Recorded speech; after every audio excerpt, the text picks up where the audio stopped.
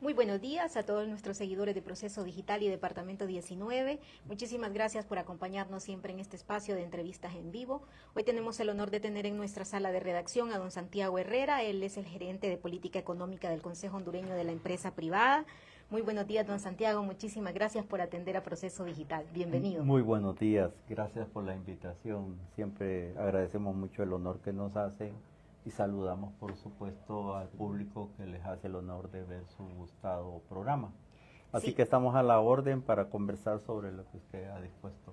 Sí, don Santiago, queremos iniciar pues felicitando al sector privado porque este día se celebra el Día Nacional de la Libre Empresa y entonces sabemos que es un sector sumamente importante para el país y con valentía pues enfrentan cada día todos esos retos que se presentan en la economía nacional. Don Santiago. Así es.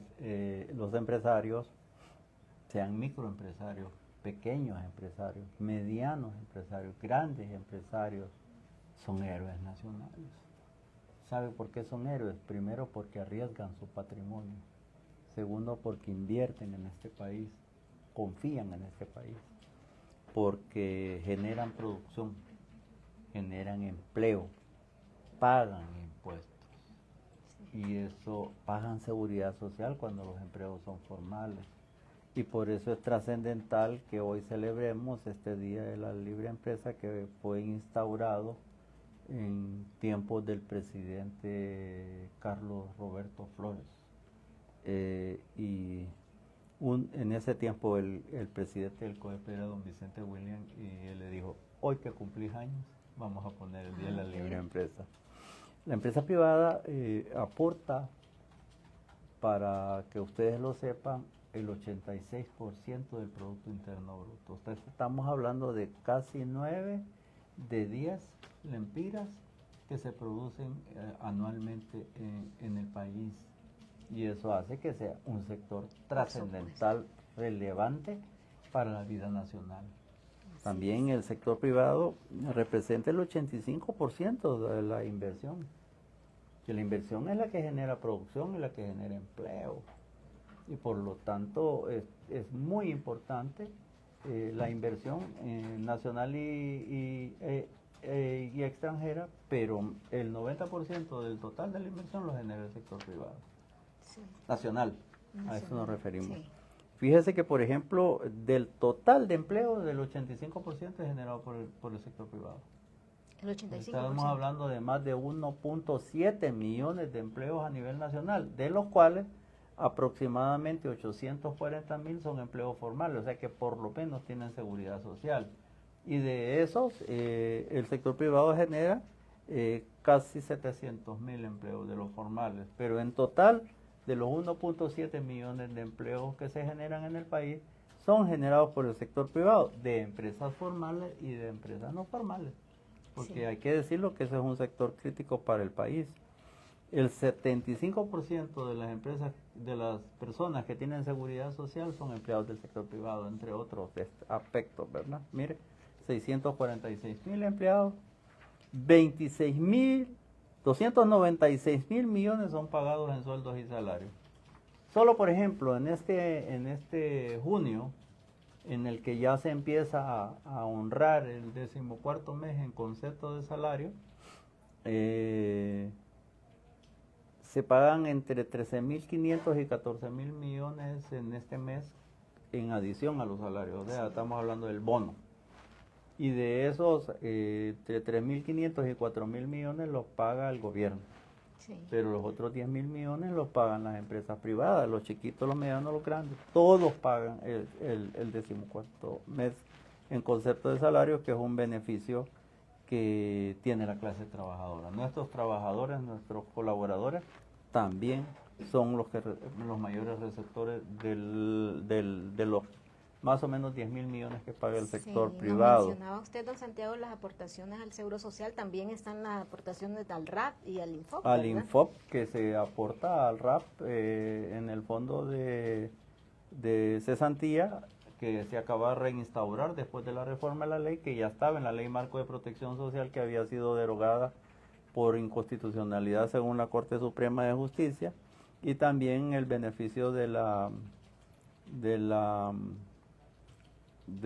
pensión individual, que complementa la pensión colectiva, que es la que otorga el Seguro Social también. Y eso es importante. Y luego el 99% de los ingresos del INFOP los paga el sector privado. Y también debo decirle que el sector privado paga el 76% de los ingresos tributarios de las alcaldías y paga el 95% de la renta que percibe el SAR, el Servicio de Administración de Rentas, cada año, aunque digan algunos funcionarios que no pagamos. Pero el 95%, solo un 5% lo pagan las personas, las personas naturales. Las personas jurídicas, que son empresas, pagan el 95% de los ingresos del SAR, entre otras cosas, ¿verdad? La banca privada presta 420 mil millones al año de crédito, tanto para las personas como para las empresas y los principales sectores de actividad económica. Cuando yo le digo 420 mil millones es préstamos a sectores productivos, nada más. Y pues generamos 5.816 millones el año pasado de exportaciones al mundo, más 5.397 de exportaciones solo de maquila. Ese es lo que genera el sector privado para el país. Y por lo tanto, cuando hacemos llamados a los sectores sociales del país para sentarnos en una mesa a dialogar, estamos hablando con el gobierno de la República, con los trabajadores, con la academia, con la sociedad civil, para enfrentar los principales desafíos o retos que demanda la sociedad hondureña, el pueblo hondureño, en esta circunstancia que hoy nos está tocando vivir. Sí, claro. Don Santiago, realmente muy importante el aporte del sector privado, totalmente de acuerdo con usted. Entendemos también que ya el COED evalúa frecuentemente todos los índices económicos, macroeconómicos del país, y ya tienen ustedes una perspectiva de cómo van estos indicadores en el primer semestre del año, digamos, hasta mayo, tomando en cuenta pues esas estadísticas de los primeros meses, don Santiago. ¿Han observado ya una desaceleración en estos informes, ¿no? Sí, fíjese que como el Banco Central publica el PIB con 3 meses de rezago, a junio todavía no, a esta fecha de junio, no ha publicado lo que pasó con el PIB trimestral correspondiente al primer trimestre. Sin embargo, el banco publica mensualmente un índice mensual de actividad económica que le decimos IMAE. Sí. Es un índice bastante certero que aproxima el crecimiento de la economía a nivel de volumen con lo que efectivamente después vamos a conocer como PIB real. Lo que pasaba hace 6 meses que estábamos creciendo arriba del 5% y hoy estamos creciendo al 4%. Y eso significa que venimos en una franca desaceleración en los últimos 6 meses, lo que no deja de preocuparse, que el Banco Central ha planteado que podíamos llegar a crecer al final del año entre 3.5 y 4.5, y este nos está indicando que por ahora, hasta marzo, estamos creciendo al ritmo del 4% interanual. ¿Qué está pasando? ¿Por qué están pasando estas cosas? Una es que el país está enfrentando algunos problemas en el sector productivo. Uno, las invasiones. 46.000 hectáreas han sido invadidas en principales cultivos de exportación. Palma, caña, bananos y hasta en algunas ganaderías. Y eso es crítico. Y no parece que la política seguida por el Estado a través de una comisión de seguridad agraria que preside el INA esté cumpliendo el objetivo para el cual fue creada. Segundo, el fenómeno del Niño y el fenómeno climatológico que hemos venido enfrentando ha provocado, y la falta de planificación, hay que decirlo, sí, ha provocado que estos apagones en los primeros 4 meses del año, de enero a abril, nos han dejado más de 31.000 megawatts de energía dejado de servir. Quiere decir que no se prestó. Y la energía más cara es la que no se tiene. mientras un kilovatio hora a un abonado le puede costar 15 centavos de dólar, al país el no proveer un kilovatio le puede costar unos 50 de dólar. Mientras gracias a Dios, un kilovatio dejado de servir puede costar 5 centavos de dólar. En San Pedro Sula puede costar 2.15 dólares. Entonces, vea el impacto por el nivel de productividad de la zona. En tercer lugar, pues tenemos que el sector externo también está caído. Apenas estamos cayendo las exportaciones hasta el último mes disponible en un más de 6% total de pérdida de las exportaciones, y eso hace que disminuya aún más la expectativa de crecimiento del PIB. Los fenómenos internacionales siempre afectan a Honduras porque somos una economía pequeña, abierta y por lo tanto vulnerable a los shocks externos. Si se activa el conflicto Israel-Hamás, si se recrudece el conflicto Rusia-Ucrania, que ya lleva casi 2 años, todo nos viene a pegar, porque ya sea que se complican las cadenas de suministro, logística internacional, se encarecen los fletes, sube el precio del petróleo y sube el precio de los alimentos, y eso nos pega. Sí. Don Santiago, viendo todo este contexto, entonces, ¿qué se visualiza en cuanto a la tasa de inflación en lo que tenemos en estos primeros meses, y cuál es la perspectiva final de año? Se dice que se ha mantenido, pero aún así hemos escuchado a algunos colegas suyos de economistas que dicen que sigue siendo la tasa más alta de Centroamérica. Sí, es de las tasas más altas de Centroamérica. Ahora, el Banco Central, desde el programa monetario, se ha planteado que la inflación va a andar en un rango 4 más menos 1, quiere decir entre 3 y 5. ¿Verdad? Y el año pasado a esta fecha pues teníamos una inflación altísima, y lo que es peor, una inflación en alimentos que superaba el 15%. Hoy día, al último mes disponible del mes de mayo, la inflación alcanzó un índice de 4.94%, o sea, dentro del rango 4 más menos 1, y la inflación de alimentos una tasa de 4.08. Eso probablemente influenciado primero por los precios de los commodities a nivel internacional, como el petróleo y las materias primas, que no se han alterado significativamente, ¿verdad? Pero que si sigue la sequía, que ahora ya empezó a llover, gracias a Dios, esperamos que en las regiones productivas también esté lloviendo, porque se ha retrasado el ciclo de siembra. Y eso puede provocar que al final del periodo de la cosecha de la primera tengamos un déficit de alimentos. Y eso ya tenemos en vulnerabilidad aproximadamente unos 2.4 millones de hondureños con riesgos de seguridad alimentaria.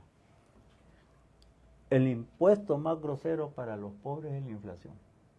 Y el impuesto más grosero, si quisiéramos decirlo así, es la inflación en alimentos. Por ahora parece controlada, ¿verdad? Esperamos que en el resto del año este fenómeno climático que nos ha afectado no nos altere la disponibilidad de productos críticos como los granos básicos, y que vayan a exacerbar la crisis para los más vulnerables, que es lo que deseamos. Entonces, a menos que suceda algo extraordinariamente complejo, no suponemos que la inflación se nos vaya a disparar, y como dije, a menos que se presentara una crisis en los mercados internacionales de los combustibles o de las materias primas. Por ahora eso es lo que podemos decir sobre inflación. Sí, sí, bueno. Y se prevé, don Santiago, ustedes han apuntado, el COED constantemente nos habla de que uno de los problemas más grandes que tenemos en el país es precisamente el desempleo, y así lo indican muchos estudios también nacionales. ¿Qué se prevé para el año en cuanto a generación de empleo, viendo que no hay la suficiente inversión, pues ni nacional ni extranjera? Sí, lamentablemente pues sigue siendo el principal desafío para los hondureños. La falta de empleo y de ingresos para la familia hondureña precariza la condición de vida de la familia y eso nos lleva a que cada día tengamos más pobres. Es lamentable pues entonces que no nos tomemos como en serio este tema y por eso el sector privado y el COEP en particular ha venido planteándole a la sociedad la necesidad de alcanzar un pacto por el empleo, un pacto que nos permita tomar decisiones en conjunto en favor de crear las condiciones para la inversión, para la generación de producción y empleo, que nos permita generar más ingresos para la familia hondureña y que esa familia hondureña tenga un mejor nivel de bienestar. El año pasado, por ejemplo, usted lo sabe, perdimos empleos, más de 41,000 empleos en la maquila. Yo no he escuchado que hayan venido nuevas inversiones que hacen recuperar esos empleos perdidos. En las zonas invadidas hemos perdido una gran cantidad de empleos. A nivel nacional se han ido de Honduras. Recuerde que para la cosecha de café tuvimos un déficit de más de 10,000 personas para poder recoger la cosecha y estamos teniendo problemas, por ejemplo, en la industria de la construcción con personal calificado, albañiles y todo, que están prefiriendo migrar que quedarse en el país. Estos apagones generan pérdidas. Como lo dije antes, 31,000 megas a abril significa una pérdida económica para el país que supera los 1.050 millones a abril. Y el peor mes ha sido mayo. O sea que todavía no sabemos cuánto va a ser más. Pero en abril y en marzo perdimos 11.300 y 11.900 megawatts de energía. O sea, podemos suponer que si mayo ha sido el peor, podríamos creer o entender que esa pérdida pudo superar los 12.000 megawatts de energía, que cada megawatt le cuesta al país un promedio, no a todos por igual, pero un promedio de más o menos $1.344 por megawatt. Y si hemos perdido 31 más 12, supongan que son 43,000, calculemos, estamos hablando de un montón de plata para el país y esas son pérdidas económicas que también afectan el empleo. Luego temas de inseguridad son críticos, ¿verdad? La extorsión sigue calando en los principales sectores, sobre todo en los más vulnerables, en esos emprendedores de la calle, el que vende ambulante, el que vende en el mercado, el que vende en la pulpería, el camionero que lleva los productos para abastecimiento de los negocios en los barrios, el del mototaxi, el que conduce un autobús que tiene que pagar una extorsión. La seguridad jurídica afecta mucho el clima de negocio, eso lo venimos diciendo de manera reiterada. Y últimamente pues el gobierno tiene más de un año ya de estar hablando de una ley de justicia tributaria y ahorita han vuelto a hablar y dicen que cuando regresen de sus vacaciones legislativas van a retomar el tema. No genera confianza,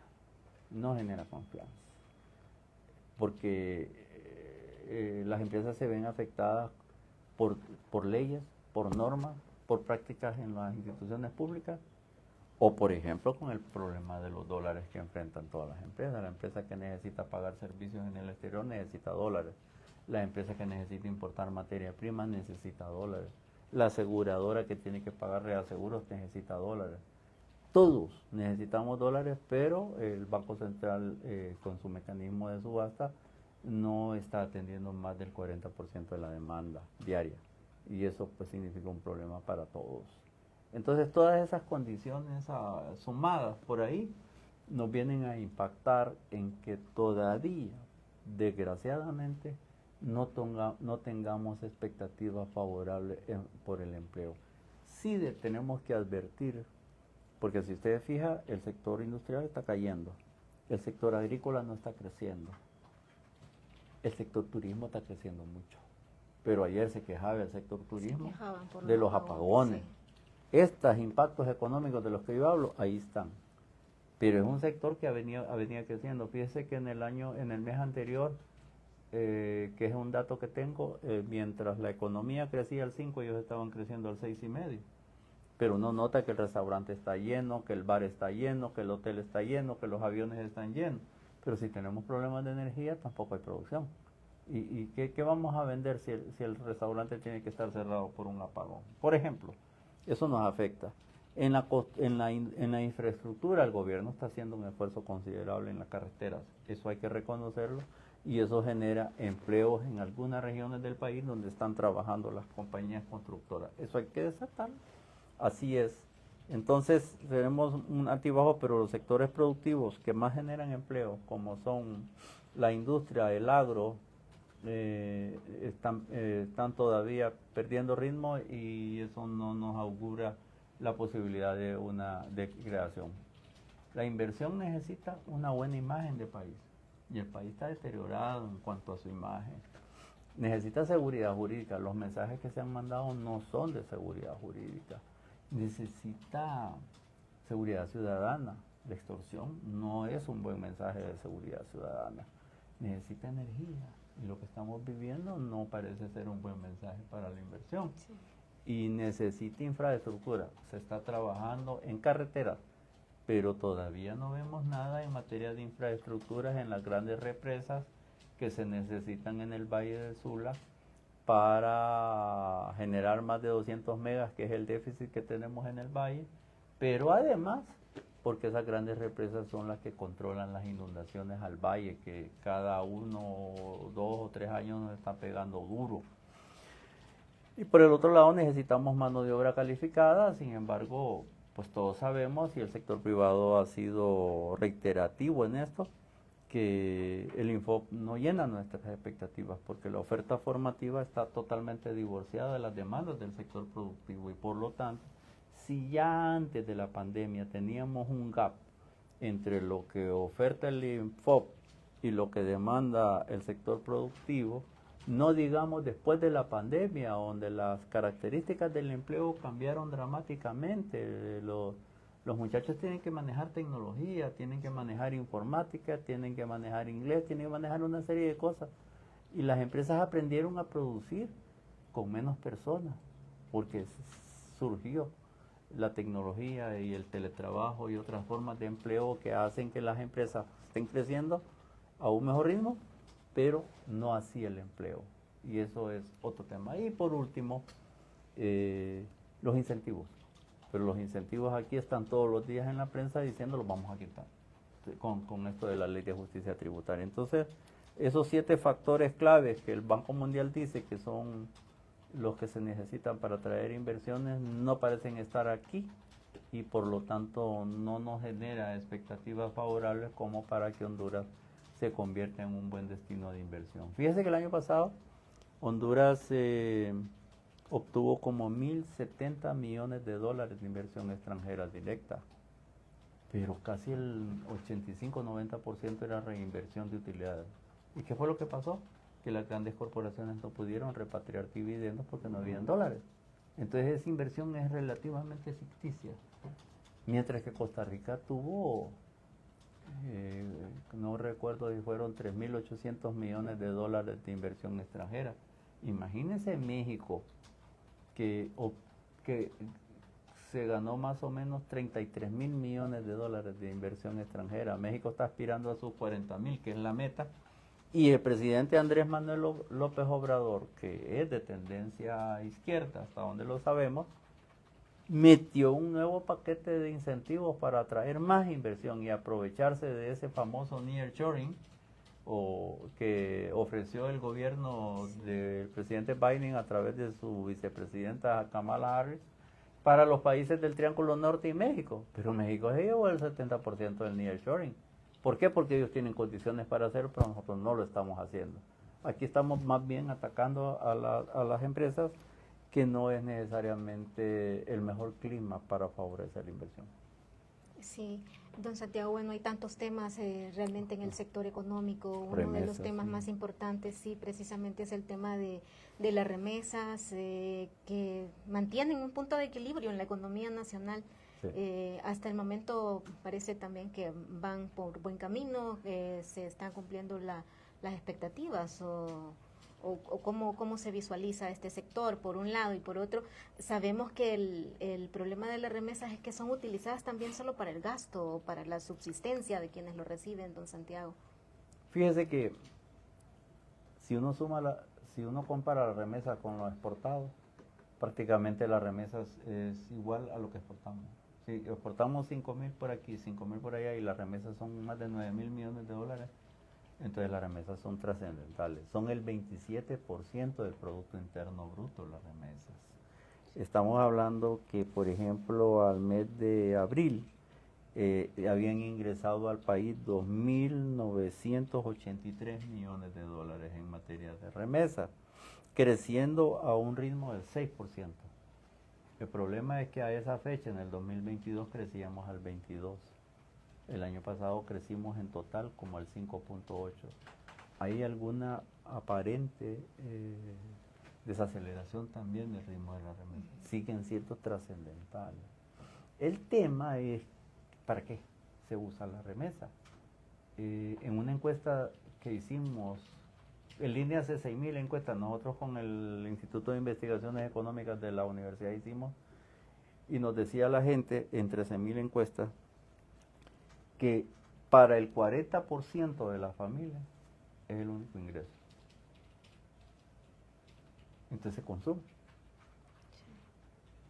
Nosotros tendríamos que tener políticas orientadas a favorecer la inversión y el empleo para complementar el ingreso, y ojalá que esas remesas no solo se traduzcan en consumo, que no solo sea lo que necesita la gente para sobrevivir, sino que además se conviertan en instrumentos financieros de inversión para las familias, que signifique un nuevo emprendimiento, ¿verdad?, para sacarle el retorno, y ojalá cada vez más que esa participación de las remesas en la actividad económica sea de menor trascendencia, porque estamos creciendo lo suficiente.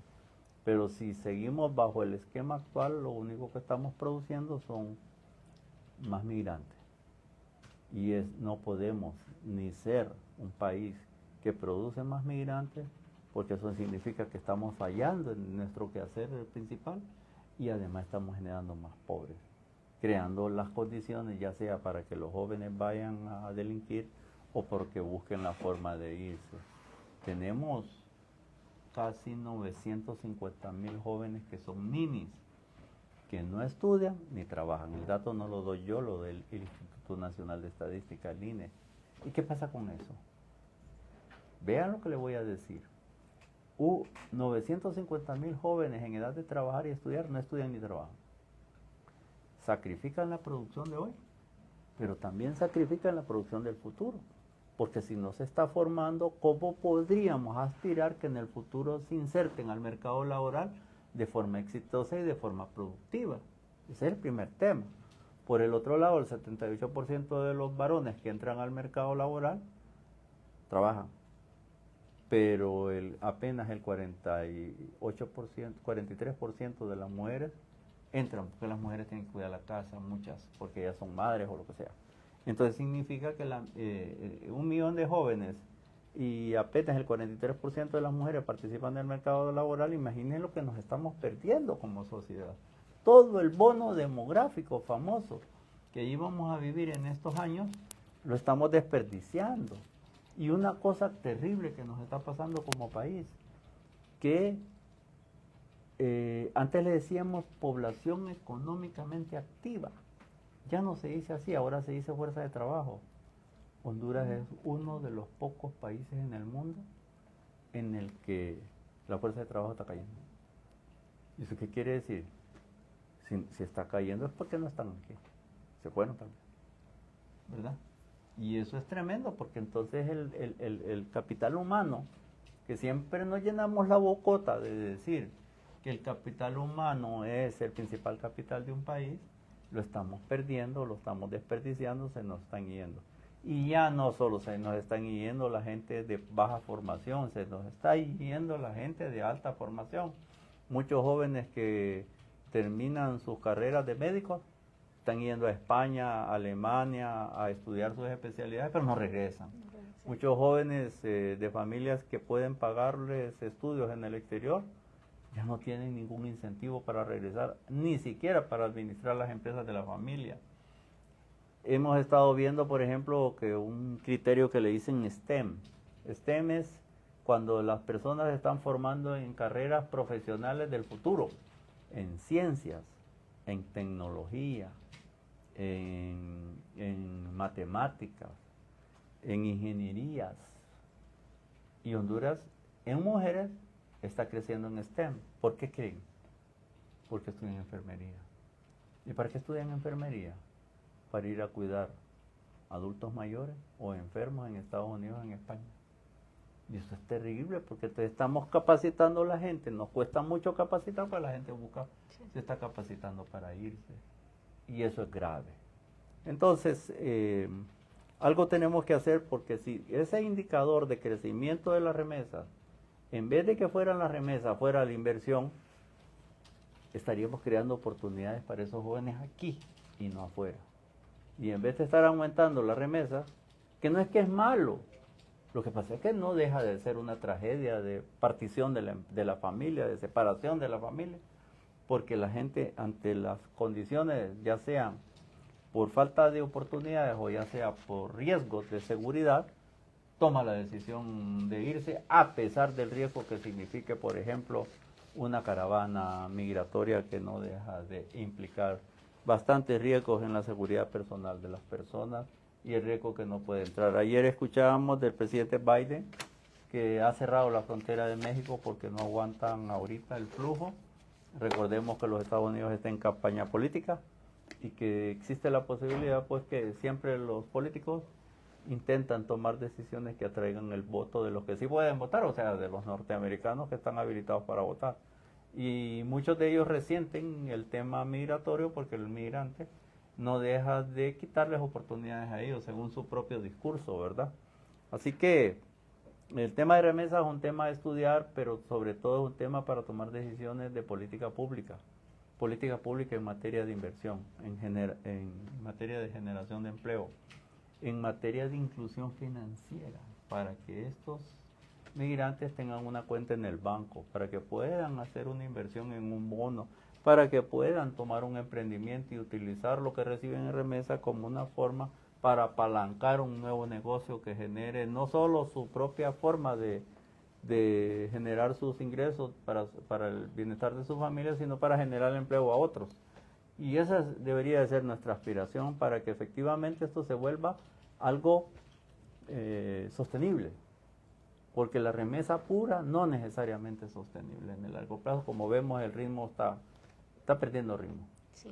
Finalmente, don Santiago, su mensaje de la perspectiva económica entonces del sector privado, tomando en cuenta también que prácticamente ya estamos en campaña electoral nuevamente. Sí. Ojalá que los mensajes políticos no llenen la agenda del país solamente por el proceso electoral que estamos en marcha para que se convoque en septiembre. Fíjense que se va a convocar en septiembre las internas, pero ya estamos en campaña. Y entonces la agenda pública es dominada por que si Jorge Cáliz, que si el Darío Vanegas, que si la señora tal, que si Papi a la orden, que si Narrala o si Jorge. Por favor, señores, la agenda de temas lo hemos planteado aquí. El tema de mejorar la imagen del país a nivel nacional, a nivel internacional.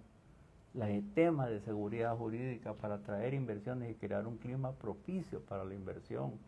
El tema de la seguridad ciudadana, que todos los días estamos sufriendo la extorsión, por ejemplo, que cuesta más o menos $700 millones la extorsión.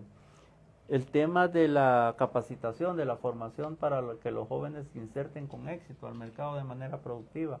El tema de la energía, el tema de la infraestructura. Por favor, señores, la clase política no puede seguir dominando la media con sus propios temas de orden electoral cuando todavía el país está enfrentando condiciones adversas que requieren de atención, no de hoy, de hace varios días, para que en el futuro podamos tener una mayor esperanza. Hoy día de la libre empresa quiero resaltar entonces el rol de la empresa privada como factor clave para el desarrollo del país y tal vez demandar, tal vez exigir, tal vez pedir, ¿verdad? O solicitar, para decirlo más respetuosamente, mayor atención a los problemas del país que requieren de que seamos responsables, de que seamos valientes, que seamos oportunos a la hora de tomar decisiones en favor de las mayorías. Generar inversión y generar empleo favorece los ingresos de la familia. Esa debía ser la prioridad de todos. Y si los ingresos de la familia se mejoran, se mejora la inclusión, el desarrollo inclusivo, como le decimos, y se favorece el bienestar de los hondureños. Eso es lo que deberíamos de estar haciendo. Muchísimas gracias, don Santiago, por habernos acompañado esta mañana aquí en Proceso Digital. A todos nuestros seguidores les invitamos a seguir informándose en nuestras plataformas y esta y otras entrevistas, si usted desea consultarlas, están a un solo clic en nuestras plataformas. Muy buenos días.